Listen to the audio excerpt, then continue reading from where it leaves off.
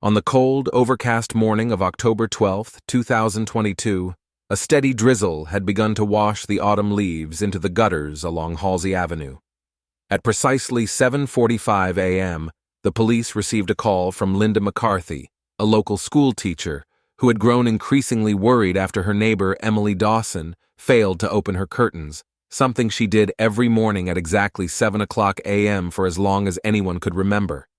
By 8:30 a.m., 2 officers arrived at the modest, 2-story house that Emily had shared with her husband, Richard, and his 15-year-old daughter, Chloe, from his first marriage.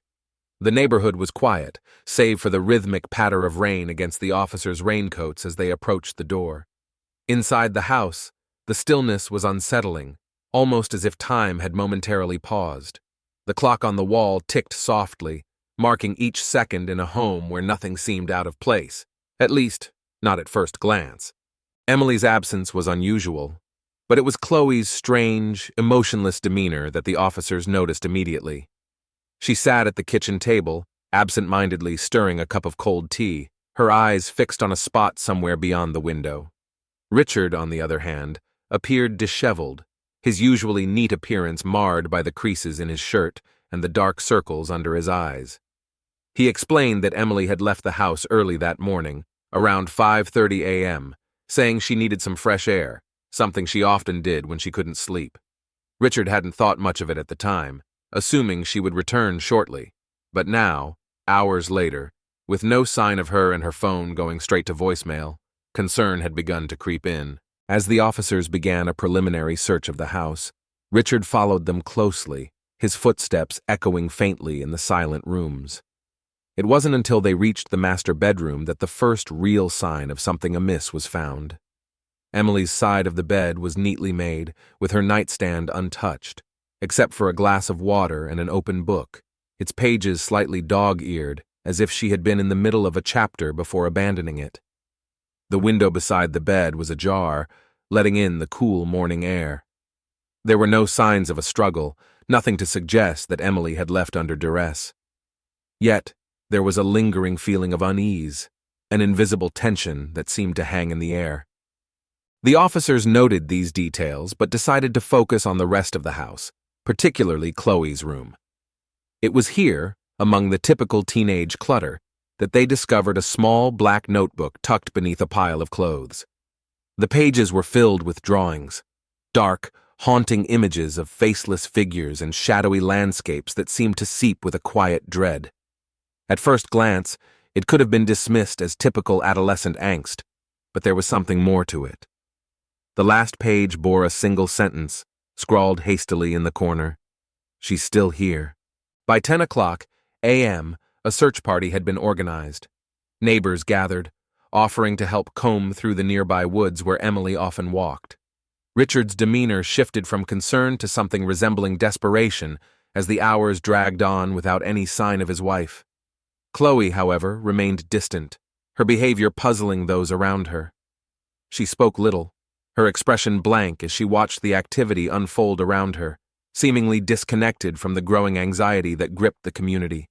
As the search expanded, the police began to focus more on the dynamics within the Dawson household.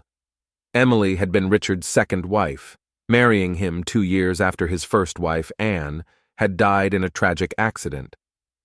Chloe had been 10 years old at the time, and while she had seemed to adjust to Emily's presence, there were whispers that their relationship was far from perfect.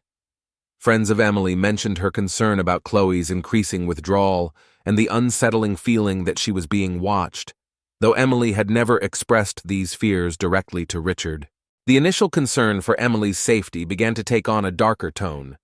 It was no longer just about a missing person. It was about the secrets that seemed to lurk beneath the surface of this seemingly ordinary family. As the day wore on, and the search party came up empty-handed, a chilling realization started to sink in. This wasn't going to end well. At exactly 5:45 p.m., just as the last of the daylight began to fade, a chilling discovery was made in the woods behind the Dawson home. The narrative that had begun that morning was about to take a much darker turn. The discovery at 5:45 p.m. on October 12, 2022, sent shockwaves through the small Connecticut town. The search party had found Emily Dawson's body partially hidden under a pile of wet leaves in the woods behind her home. She was lying face down, her clothes soaked through from the rain, and her once neat auburn hair matted with mud. There was no sign of a struggle, no obvious wounds, but something about the scene felt wrong. Too quiet, too deliberate. The medical examiner estimated the time of death to be around 6:00 a.m., not long after Richard claimed she had left the house. As the news spread, neighbors gathered at the Dawson residence, whispering in hushed tones.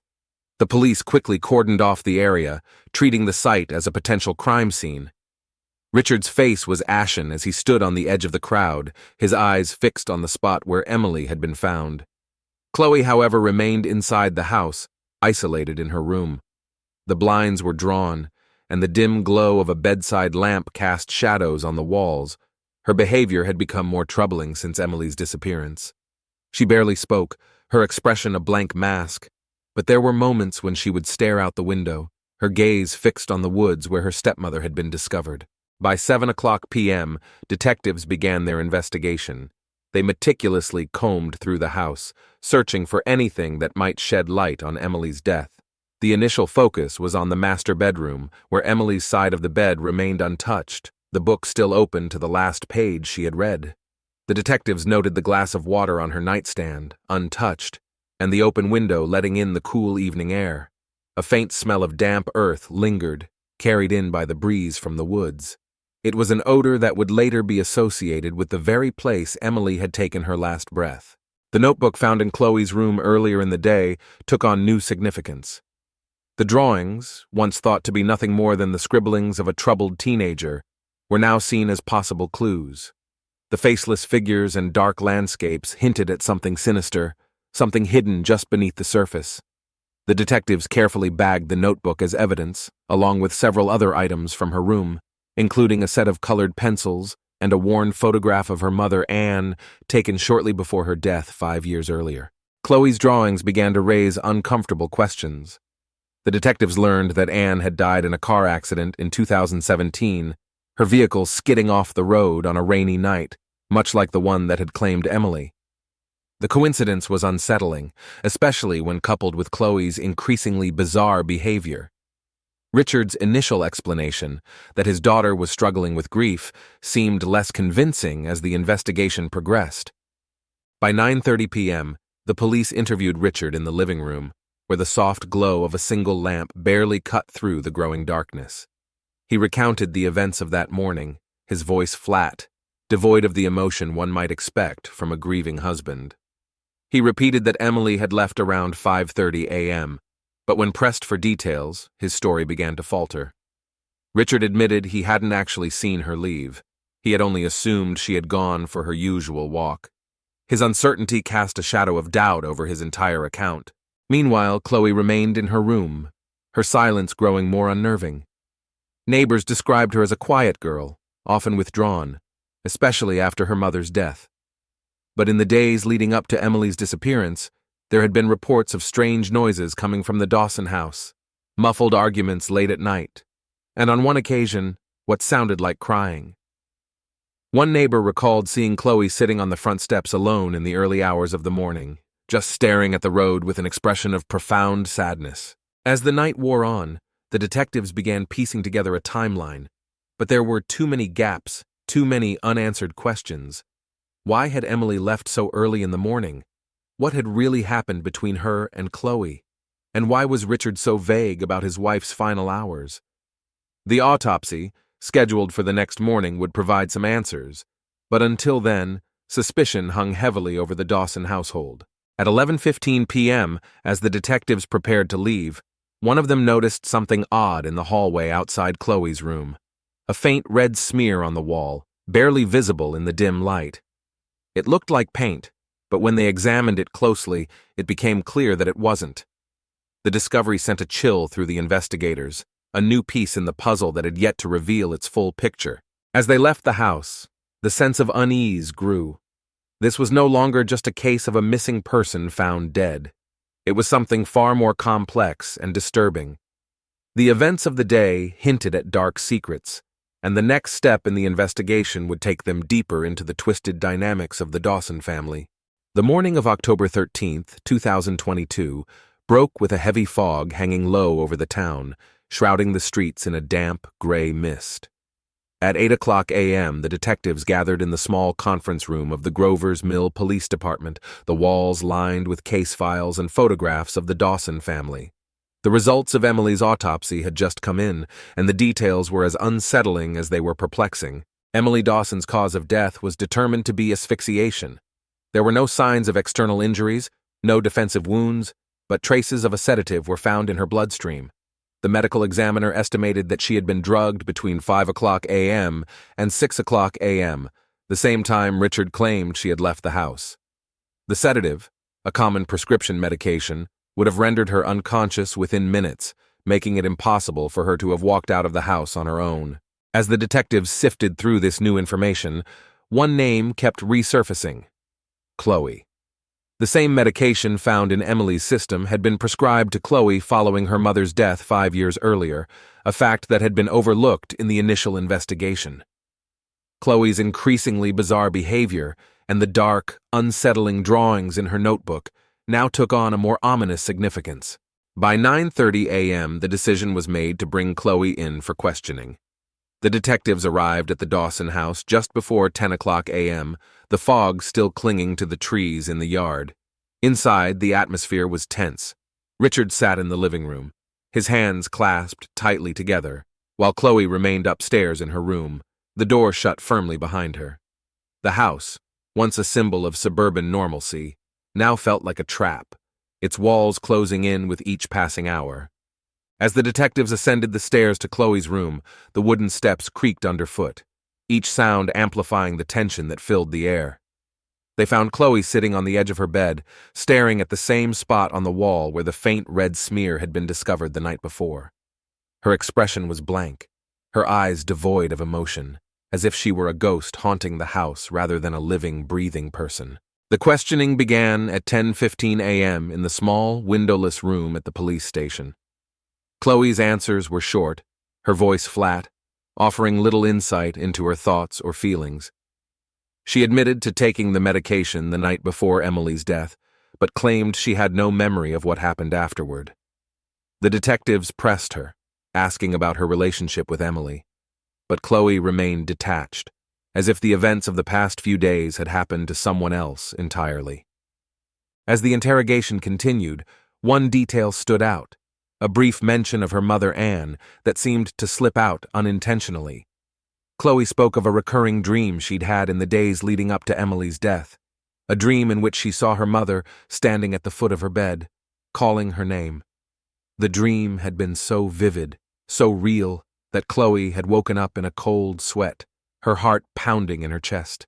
The detectives noted this with interest, aware that dreams could sometimes provide a window into a person's subconscious, revealing hidden fears or unresolved guilt. At 11:45 a.m., the questioning took a turn. The detectives presented Chloe with the evidence they had gathered: the notebook with its disturbing drawings, the sedative found in Emily's system, the red smear on the wall. For the first time, Chloe's facade began to crack. Her hands trembled slightly as she flipped through the pages of the notebook, her eyes widening as she came to the final drawing: a faceless figure standing over a prone body, its hands wrapped around the neck. By 12:30 p.m., the tension in the room was palpable. Chloe's breathing grew rapid, her chest rising and falling as if she were struggling to catch her breath. The detectives pressed harder, pointing out the similarities between Emily's death and the circumstances surrounding her mother's accident. The same rainy weather, the same time of year, even the same type of medication in her system. It was too much to be a coincidence. At 1 p.m., Chloe finally broke. She confessed, her voice barely a whisper, to drugging Emily that morning. She had crushed the pills into Emily's tea, watching as her stepmother drank it, unaware of the danger. Chloe claimed she hadn't intended to kill Emily, only to make her sleep, to stop the incessant tension that had been building between them. But when Emily started to struggle, gasping for air, Chloe panicked. She had held her down, covering her mouth and nose, until the struggling stopped. The confession sent shockwaves through the room.